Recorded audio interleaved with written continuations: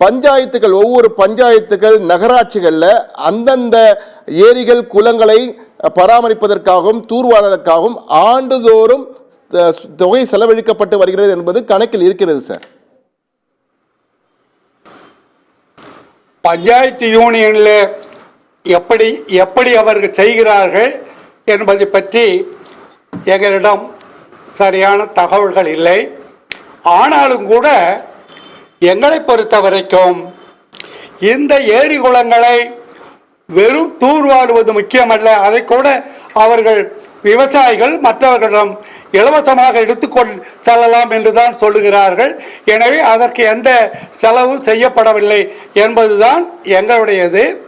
அண்மையிலே இந்த தமிழக அரசு 4 நீர்த்தேக்கங்கள், ஒன்று மேட்டூர், வைகை, பேச்சுப்பாறை, அமராவதி, இவற்றிற்கு தூர்வாரி தூர்வாடுவதற்காக வண்டல் மண்ணை எடுப்பதற்காக ஒரு 3.5 கோடி ரூபாயை ஒதுக்கி இருக்கிறார்கள். இது மிக குறைவான தொகைதான். எனவே நீங்கள் சொல்வது போல இந்த நீர்வளத்துறையிலே இருக்கிற ஏரி குளங்களை தூர்வாருவதற்கும் ஆழப்படுத்துவதற்கும் பெரிய தொகை எதுவும் ஒதுக்கப்படவில்லை.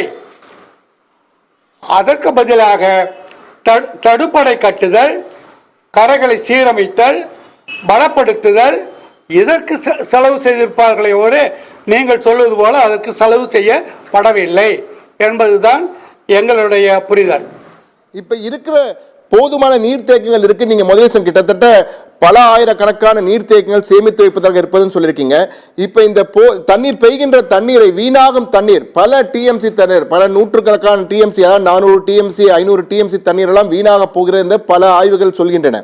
எனவே இந்த தண்ணீரை சேமித்து வைப்பதற்கு மேலும் பல புதிய நீர்த்தேக்கங்களை உருவாக்க வேண்டி இருக்கிறதா, அல்லது இருப்பதை சரியாக பராமரித்தாலே போதுமானது நீங்க நினைக்கிறீங்களா?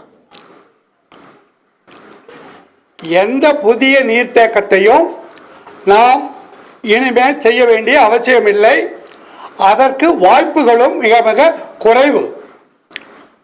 உண்மையிலேயே ஒரு 2001 எடுத்த கணக்குப்படி டாக்டர் TS விஜயராகவன் என்ற ஒரு IAS ஆபீசருடைய தலைமையில் எடுக்கப்பட்ட கணக்குப்படி தமிழ்நாட்டிலே 259.6 டிஎம்சி தண்ணீர் 4 ஆண்டுகளுக்கு ஒரு முறை போவதாக கணக்கு சொல்லுகிறது. 2015 மாத்திரம் காவிரியிலே 100 டிஎம்சிக்கு பதிலாக ஏறக்குறைய 440 டிஎம்சி போயிருப்பதாக கணக்குகள் சொல்லுகின்றன. ஆனால் இதற்கு நாங்கள் சொல்வது என்ன காரணம் என்றால், 85 நீர்த்தேக்கங்களுடைய மொத்த கொள்ளளவு 243 டிஎம்சி. அதில் 25-30% வண்டல் மண் படிந்திருப்பதனால அது 190 குறைந்திருக்கிறது. அதே போல இந்த பெரிய ஏரிகள் மற்றவர்கள் இருக்கக்கூட மொத்த கொள்ளளவு 390 டிஎம்சி. அதிலும் வண்டல் மண் படிந்திருப்பதனால ஏறக்குறைய 150 டிஎம்சி குறைந்து அது 240 டிஎம்சியாக இருக்கிறது. எனவே இது இருக்கின்றவை நாம் ஒழுங்காக பராமரிப்பதனாலே ஏற்பட்ட கதையை தவிர புதிதாக எந்த நீர்த்தேக்கமும் செய்ய வேண்டிய அவசியமில்லை. புதிதாக ஏரி குளங்களை வெட்ட வேண்டிய அவசியமும் இல்லை. அத்தனை இருக்கின்றன என்பதுதான் எங்களுடைய கணக்கு. நாங்கள் இதை பற்றி பெரிய ஆய்வுகள் நடத்தி பரப்புரை வெளியீடுகள் எல்லாம் வெளியிட்டு இருக்கிறோம். எனவே நீங்கள் சொல்வது போல புதிதாக நீர்த்தேக்கங்களை செய்ய வேண்டிய அவசியம் இல்லை.